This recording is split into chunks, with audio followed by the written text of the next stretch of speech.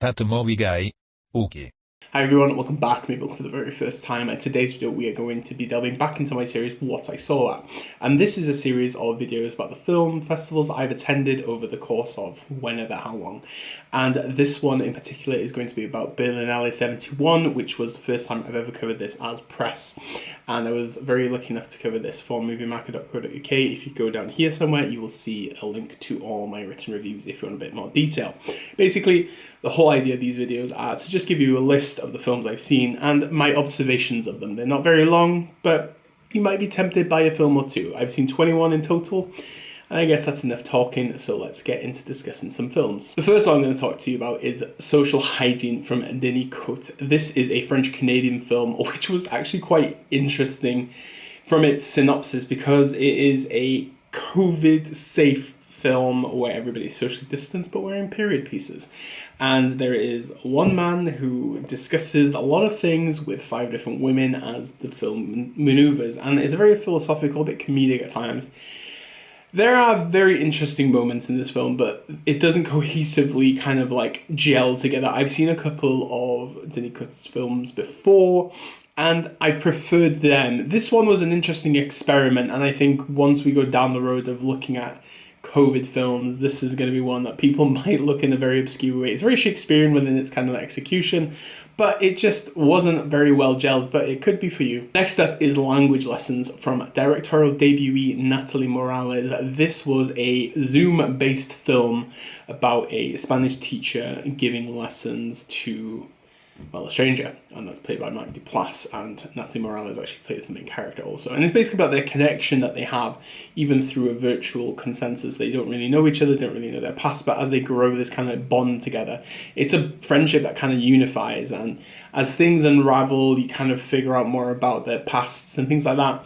A lot of people love this film. I was a bit more on the bench with it because I just found it to be a bit too forceful at times, and it just didn't really have a natural flow which you would expect with this kind of film. But I'm going to give it a go again at South by Southwest. This is going to be out quite imminently, I would imagine. So keep an eye out if you're interested in this kind of film. Next up, we have Ballad of a White Cow from directors Betash Shanhi and Mariam Moghadam. This was an Iranian film that I found to be very safe within the conformities of Iranian cinema. It kind of unfolded in the way that you would expect from it. It's a very interesting drama that kind of kept my attention, but it never really had the twists or turns that you would expect from an Iranian film of this kind of stature. It's unique in some ways, yes, but it was a bit too safe for my liking. Next up, we have another debut film, and this one is from South Korea called Short Vacation, and it's from Kwan Min Pyo and Seo Han Sol. This was quite a lovely film. It was just basically a film about some friends going on an adventure and kind of being free for the very first time. I really loved the kind of natural cinematography he had. He used a lot of sunlight, very drenched in like beautiful melancholy, but the thing about the narrative is it didn't really go anywhere, and it didn't really have that kind of like bitey message that you would expect from a South Korean film.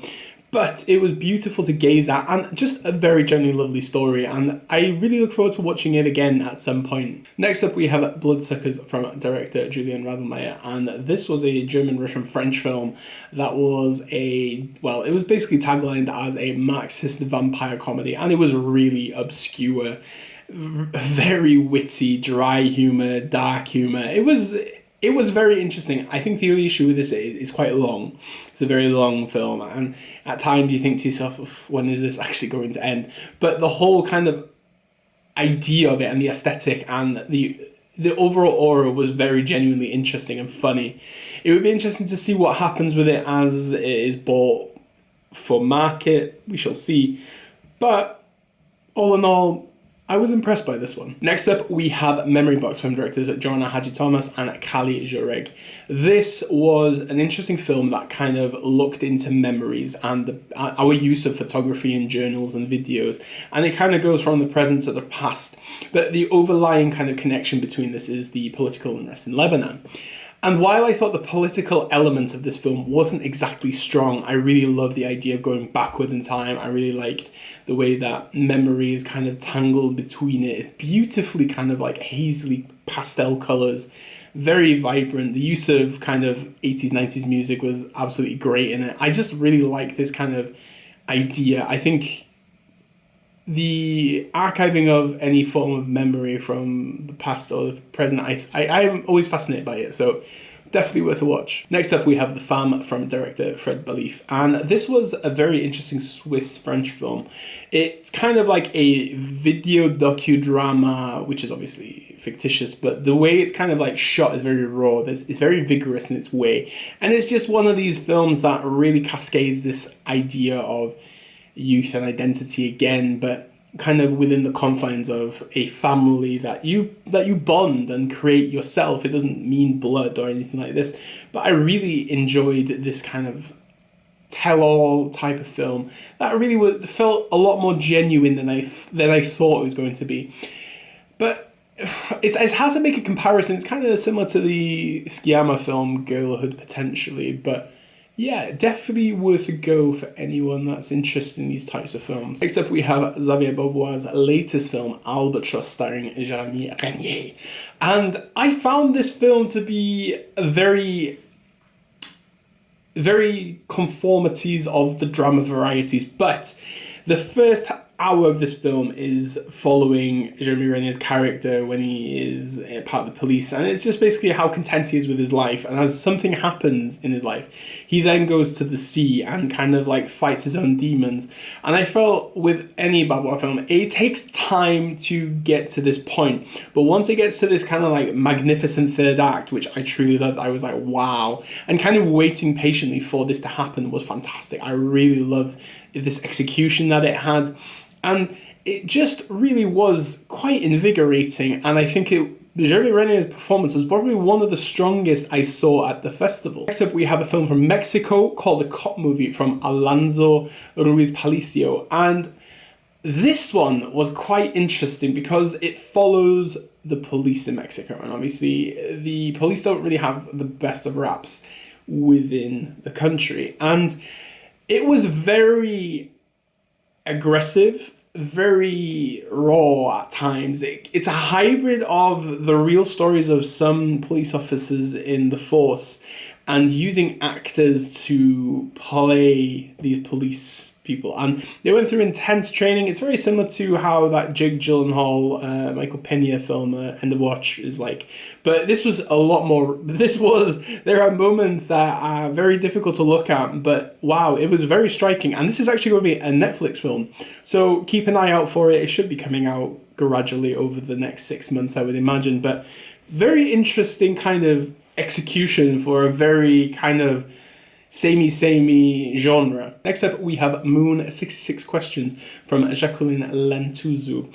And this was a Greek film that I found to be very harsh in its kind of idea, because this is a story of a daughter and a father who kind of have parted ways, and after he is fallen ill, she must return back home to tend for him because there's nobody else. And it's kind of this reconnection that they have together, but I think the process of his rehabilitation is something that a lot of people will connect with, and it's very striking within its kind of like no holds barred approach. And I really enjoyed, there's like a lot of aggression within it. There's a lot of dance and some music where the female character kind of like uses music and dance to kind of take away the stress from her life, and I found them to be very beautifully poetic moments. But all in all, this is a film that's going to resonate with a lot of people, and hopefully it will get a decent audience when it comes out. Next up, we have Taste from Le Bao. This is a Vietnamese film that kind of felt like, well, from its premise, a Simon Lang type of film where we have a Nigerian footballer who basically descends into a utopia with some Vietnamese women, and everything is so quiet.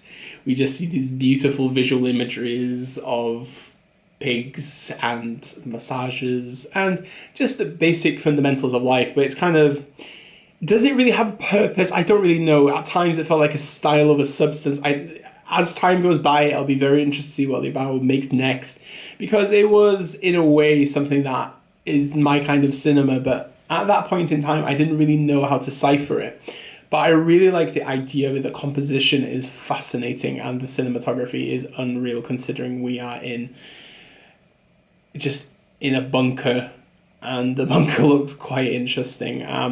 Fascinating, absolutely fascinating film. Next up, we have Hong Kong film Limbo from Soi Chang. And Soi Chang is well known within Hong Kong cinema, has made a lot of very interesting films. But Limbo was, holy hell, it's really stuck with me. It's a serial killer thriller drenched in black and white monochrome. Heavy rain all the time, where we have two detectives trying to find a serial killer who likes to chop women's arms off, and then they use a prostitute to bait him. It's a really tense. It is absolutely gritty. There will be a proper video review for this one because I think a lot of people that I know will really dig Limbo once it actually becomes more available, but I really like this one. Next up, we have Censor from Prano Bailey Bond, and she is actually from Wales, so very good. That's what we like to hear. It's a horror film that is set during this very turbulent time of censorship in the UK, where video nasties were heavily kind of cut and banned and everything like that. And basically it's a film about a woman who censors these films, and her past life is kind of coming back to haunt her, and she goes on a mission to find her long lost sister. But as this kind of like paranoia inducing film continues, it really just goes into this like nightmarish world of the video nasties. I thought it was a beautiful homage to like this type of 80s VHS cinema. I loved the execution of it. It was absolutely fascinating, and genuinely a lot of people are going to love Censor when it comes out. Next up, we have Scary of 61st from director Dasha Nekrasova, and again another debut film. This one was absolutely hard to swallow at times. It is a fascinating psychological horror of two friends who move into a apartment, and one of them becomes possessed by one of the victims of Jeffrey Epstein. And this was absolutely bold filmmaking. I thought it borderlined on the video nasties that we just talked about with Censor, but this took it definitely further. It is absolutely shockingly good. I thought to myself that Dasha Nekrasova made one of the most striking films I've seen this year. I really want to make a video review about this at some point. I might wait till it comes out a bit further along down the line, but honestly, it was kind of the I don't know. It was really the salt in the line, and it pushes boundaries, big time. But yeah, keep your eyes out for this one. Next up, we have another directorial debut, and it's called Summer Blur from Han Shui. And this is a Chinese film that really was beautiful and very intricate. It's, again, another coming-of-age story of a girl coming into the light and understanding about the traumas of her past. And it's just her trying to understand the world that she lives in. It's very intimate within its kind of like execution. I thought it was beautifully made, and yeah, wow, it was I've seen a lot of debuts this year, and this one is one of the better ones I'd seen, most definitely. Next up, we have A Balance from Japanese director Yujiro Haramoto, and again, this is a very docudrama type of film. This was quite a long film that tests your patience, but once you get to the parts where it kind of really evokes itself, it becomes something quite mesmerizing and utterly fascinating. There's a really interesting balance of like this investigative type of journalism going into the drama kind of field, and it really was just quite an intricate watch. And again, I've never seen a Haramoto film, but I definitely need to seek some more after seeing this, because there is so much to take from it, and again, keep eyes out for it. Next up, we have Celine Sciamma's Petite Maman, and this was one of the most anticipated films of the festival.